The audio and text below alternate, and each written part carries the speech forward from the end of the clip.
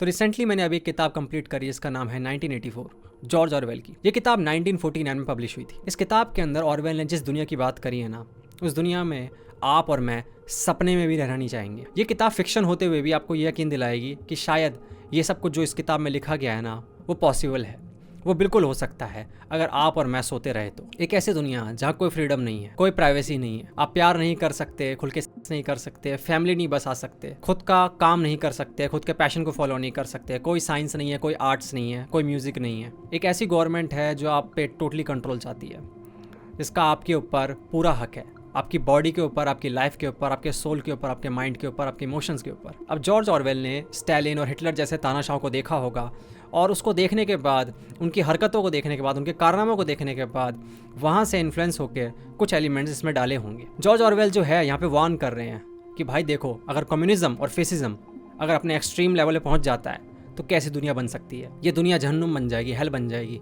अगर आपने कुछ ऐसे लोगों को पावर दे दी जो पावर के हकदार नहीं है। जॉर्ज ऑरवेल ने जिस दुनिया की बात करी है, जिस अर्थ की बात करी है, उसमें 3 सुपर स्टेट है, मतलब बहुत सारे कंट्रीज एक कंट्री हो गई है, सुपर स्टेट कहा जा रहा है जिसको। तो जिसमें हमारा मेन कैरेक्टर विंस्टन रहता है, उसका नाम है ओशियानिया। ओशियाना की बात की जाएगी इस किताब के अंदर। बाकी 2 हैं यूरेशिया और ईस्ट एशिया। ओशियाना के अंदर जो सोसाइटी है ना, उसके अंदर भी हायरार्की बनी हुई है। सबसे टॉप पे आते हैं भाई बिग ब्रदर। बिग ब्रदर जो है ना, वो लीडर है। लीडर किसका है?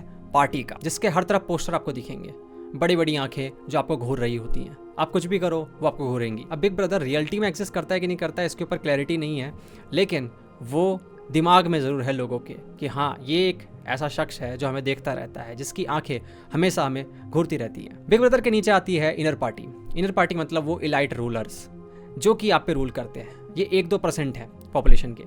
यही 2% लोग जो हैं बाकी 98% लोगों पर राज करते हैं। इनर पार्टी के नीचे आते हैं आउटर पार्टी। आउटर पार्टी में वर्कर्स वगैरह आ गए, जितने भी वर्कर्स हैं। विंस्टन जो हमारा मेन कैरेक्टर है, वो भी आउटर पार्टी में आता है, जो काम करता है इनर पार्टी के लिए। सबसे नीचे आते हैं प्रोल्स, मतलब कि मासेस, पुअर मासेस, जो गरीबी में अपनी ज़िंदगी जी रहे हैं। 95% से भी ज़्यादा इनकी पॉपुलेशन है। उनकी ज़िंदगी इतनी बुरी हालत में है कि उनको पता तक नहीं है कि चल क्या रहा है दुनिया के अंदर। अब ओशियाना जो है ना, वो यूरेशिया या ईस्ट एशिया के साथ लड़ाई में है। कभी आपको रॉकेट गिरते हुए दिखेंगे, कभी किसी के ऊपर गिरते हुए दिखेंगे, कोई बिल्डिंग तबाह हो गई, कहीं मलबे में से कोई कुछ निकल के आ रहा है, बस यही चलता आ रहा है। जब आप इस किताब को खरीदने जाएंगे तो इसके कवर पे ही 3 चीज़ें लिखी हुई हैं: war is peace, freedom is slavery and ignorance is strength. इन तीनों को ही समझ जाओगे तो समझ में आ जाएगा इस किताब के अंदर बेसिकली ऑरवेल कहना क्या चाह रहे हैं। अब विंस्टन स्मिथ, हमारा जो मेन कैरेक्टर है, प्रोटोगेनिस्ट, वो इस दुनिया से नफरत करता है। मतलब उसको पसंद नहीं आता ये सब कुछ जो पार्टी कर रही है, वो ऐसी दुनिया नहीं चाहता। वो सीक्रेटली रिबेल करता है, मतलब कि वो डायरी लिखता है जो कि पार्टी के अगेंस्ट है। भाई आप कुछ भी छुप छुपा के नहीं कर सकते हैं, ठीक है। वैसे हर जगह टेलीस्क्रीन लगाए गए हैं। टेलीस्क्रीन के अंदर कॉन्स्टेंटली आपको वॉच किया जा रहा होता है, आपकी बातें देखी जा रही होती है, आप क्या बोल रहे हैं, बड़बड़ा रहे हैं, फुसफुसा रहे हैं। यहाँ तक कि आपके एक्सप्रेशन को भी ध्यान से देखा जाता है कि अगर आपकी आंखें भी इस तरीके से झपकी जिसमें उन पार्टी को ये लगा कि ये कुछ सोच रहा है ऐसा पार्टी के खिलाफ, तो आपको उठा लिया जाएगा और आपको गायब कर दिया जाएगा। पूरी एग्जिस्टेंस से ही गायब कर दिया जाएगा, आपका नामो निशान मिटा दिया जाएगा, वेपराइज कर दिया जाएगा। अब विंस्टन स्मिथ जो है हमारा मिनिस्ट्री ऑफ ट्रुथ में काम करता है। मिनिस्ट्री ऑफ ट्रुथ के अंदर विंस्टन जो है वो फैब्रिकेशन का काम करता है, हिस्ट्री को बदलने का काम करता है। झूठ रचे जाते हैं, हिस्ट्री को बदला जाता है, इस तरीके से चेंज करना होता है कि पार्टी हमेशा सही लगे, कि भाई पार्टी हमेशा सच बोलती आई है, सही बोलती आई है, सही करती आई है। विंस्टन जो है जूलिया नाम की एक लड़की से प्यार भी कर बैठता है, अफेयर कर बैठता है। इस दुनिया के अंदर प्यार करना मना है, आप प्यार नहीं कर सकते हैं, आप नहीं कर सकते हैं, आप फैमिली क्रिएट नहीं कर सकते हैं। आपने देखा होगा जॉर्ज ऑरवेल के जो फैन हैं या फिर इस किताब के जो फैन हैं, वो 2+2=5 बहुत कहते हैं। 2+2=5 काफ़ी फेमस है ये। अब इसका मतलब क्या है? इसका मतलब ये है कि रियलिटी जो है या नॉलेज जो है या ट्रुथ जो है, वो डिसाइड कौन करता है? वो डिसाइड करता है वो जो पावर में बैठा है। जो पावर में बैठा है वही रियलिटी को डिसाइड करता है।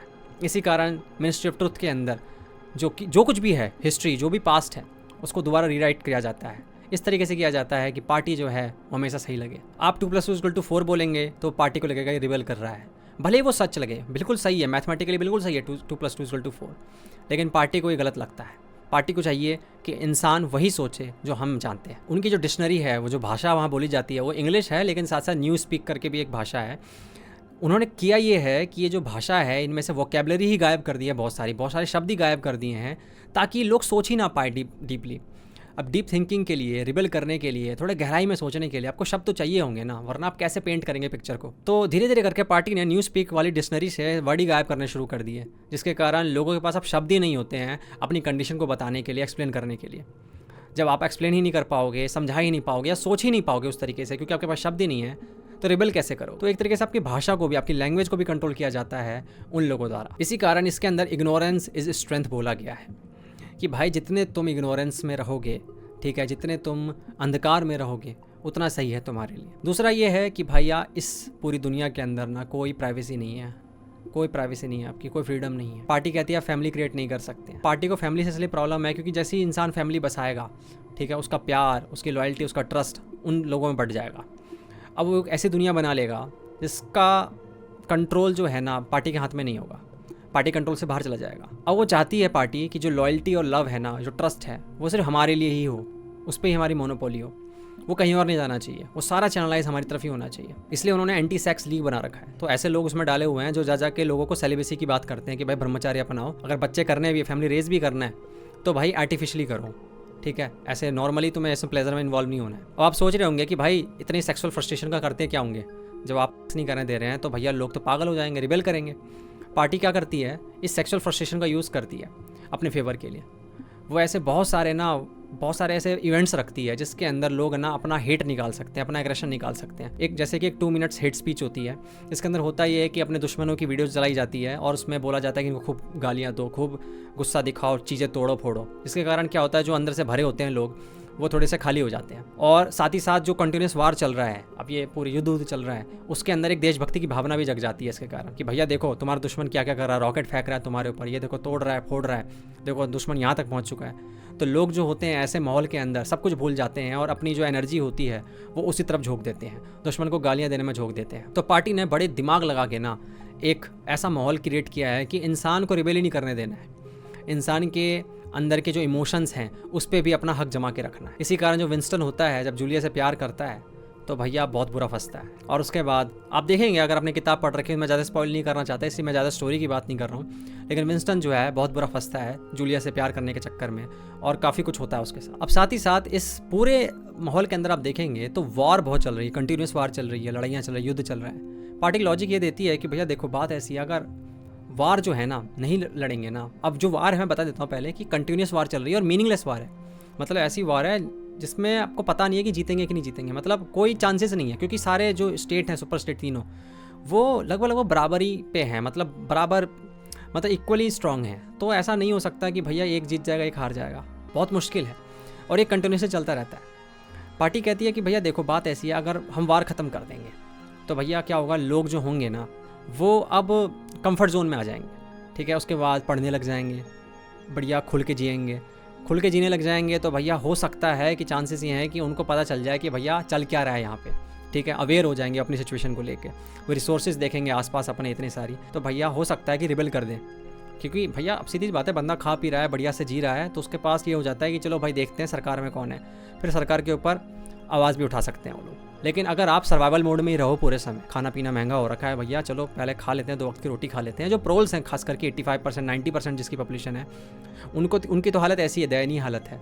उनको तो चीप एंटरटेनमेंट दे रखा है, मतलब लॉटरी वॉटरी का सिस्टम कर रखा है, अल्कोहल फ्री कर रखी है, अल्कोहल सस्ती कर रखी है, ताकि वो लोग हमेशा उसमें रहें, सर्वाइवल मोड में रहें और इधर उधर चीप एंटरटेनमेंट लेते रहें और इस तरीके से उनका काम चलता रहे। अब जो किताब है, इस किताब के अंदर आप देखेंगे कि जो प्रोल्स हैं इनके पास इतनी पावर है, मतलब 90% ये लोग हैं मासेस में, ये उखाड़ सकते हैं, पार्टी को ख़त्म कर सकते हैं 2% लोगों को।